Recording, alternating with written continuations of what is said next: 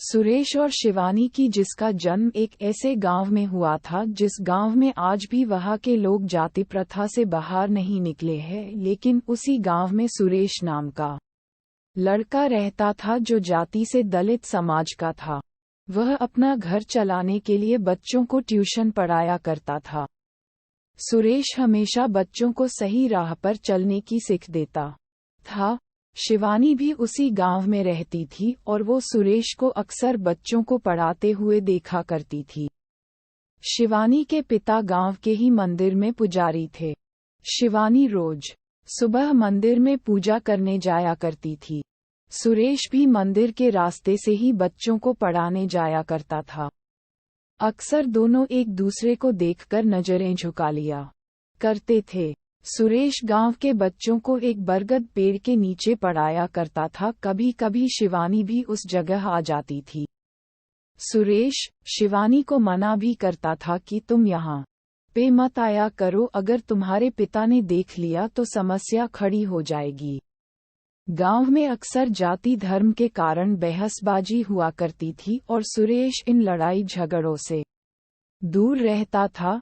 सुरेश शिवानी को बचपन से जानता था और वह ये जानता था कि शिवानी बहुत जिद्दी है। सुरेश के मना करने के बाद भी शिवानी उस बरगद पेड़ के पास आ जाया करती थी। एक दिन गांव के एक व्यक्ति ने शिवानी को सुरेश से बात करते हुए देख लिया। फिर उसने ये सारी बात शिवानी के पिता को बता दिया। पिता ने अगले दिन शिवानी से कहा, तुम जल्दी से तैयार हो जाओ, तुम्हें देखने लड़के वाले आ रहे हैं। ये बात सुनकर शिवानी हैरान थी कि अचानक से उसके पिता ने ये निर्णय कैसे ले लिया। अगले दिन शिवानी उसी बरगद पेड़ के पास जाती है जहां सुरेश बच्चों को पढ़ा रहा होता है। शिवानी ने सुरेश से कहा, पापा ने मेरे लिए लड़का देखा है, मेरी शादी होने वाली है। ये तो अच्छी बात है सुरेश, लेकिन मुझे शादी नहीं करनी है, मुझे यही रहना है इसी गांव में। शिवानी, क्यों, ऐसा क्या है इस गांव में जो तुम यहाँ से जाना नहीं चाहती हो? सुरेश, क्योंकि इस गांव में पापा है और तुम। शिवानी, इतना कहकर शिवानी वहां से चली जाती है। सुरेश अब समझ चुका था कि शिवानी उसे पसंद करती है। सुरेश के दिल में भी शिवानी के लिए प्यार था, लेकिन उसने कभी भी अपने दिल की बात शिवानी को नहीं बताया। सुरेश ने गांव की जातिवाद समस्या की वजह से अपने प्यार को दिल में ही दबाए रखा था। लेकिन जब शिवानी ने उससे कहा कि उसकी शादी होने वाली है, तब सुरेश की दिल की धड़कनें तेज हो गई थी। लेकिन उस समय सुरेश ने शिवानी के सामने ऐसे बात किया मानो जैसे कि उसे कोई फर्क ही न पड़ता हो। नू के दिल में एक दूसरे के लिए प्यार था, लेकिन उन्हें समझ में नहीं आ रहा था कि अपने प्यार का इजहार कैसे करे। इधर शिवानी का रिश्ता तय हो गया। अगले ही महीने उसकी शादी होने वाली थी। 2 सप्ताह से सुरेश ने शिवानी को कहीं नहीं देखा। किसी ने बताया कि उसका रिश्ता तय होने के कारण अब वह घर से बाहर नहीं निकलती। सुरेश अब उसी बरगद पेड़ के पास जाकर शिवानी की पुरानी बातों को याद करता। उसे अब कोई रास्ता नहीं दिखाई दे रहा था। अगले सोमवार को शिवरात्रि पूजा थी। सुरेश सुबह से ही मंदिर के पास खड़ा था। उसे उम्मीद था कि शिवानी मंदिर जरूर आएगी और कुछ देर बाद शिवानी मंदिर आती है। सुरेश तुरंत मंदिर की गेट के पास जाकर खड़ा हो जाता है। शिवानी की नज़र सुरेश पे पड़ती है। वह सुरेश को देखकर मायूस हो जाती है।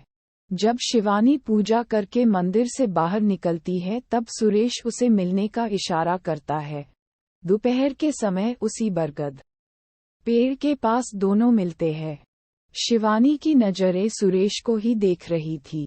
सुरेश अपनी नजर नीचे करके कहता है, शिवानी, जब तुम मेरे पास रहती थी तब मुझे कुछ फर्क नहीं पड़ता था और न ही मुझे कुछ महसूस होता था, लेकिन आज जब तुम दूर जा रही हो तो पता नहीं मुझे अजीब सी बेचैनी हो रही है। ऐसा लग रहा है मानो मेरे जीवन का कोई कीमती चीज मुझसे दूर हो रहा है।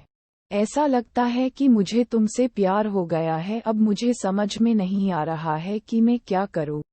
सारी बातें सुनकर शिवानी की आंखों में आंसू आ गए। उसने कहा, सुरेश अब तुम ही बताव कि मैं क्या करूं। मैं भी तुम्हें बहुत चाहती हूं लेकिन कभी तुम्हें बता नहीं पाए। अब कैसे रहूंगी मैं तुम्हारे बिना। मुझे तो कुछ भी समझ में नहीं आ रहा है। अंत में सुरेश ने शिवानी से कहा कि चलो हम दोनों यहाँ से कहीं दूर भाग के शादी कर लेते हैं, लेकिन शिवानी ने सुरेश को मना कर दिया क्योंकि शिवानी को अपने पिता की इज्जत और गांव में उनकी मान सम्मान सामने दिखने लगी और वो ऐसा कोई कदम नहीं उठाना चाहती थी जिसकी वजह से उसके पिता का सिर झुके। शिवानी ने सुरेश से कहा कि अगर मैं इस गांव से भागती हूँ तो मेरे पिता का क्या होगा। वह तो किसी से नजर नहीं मिला पाएंगे, इसलिए मैं भागकर शादी नहीं कर सकती। कुछ समय तक सुरेश ने भी सोचा और उसे भी शिवानी की बातें सही लगी। तो अब आखिर में दोनों के पास बिछड़ने के अलावा और कोई दूसरा रास्ता नहीं था।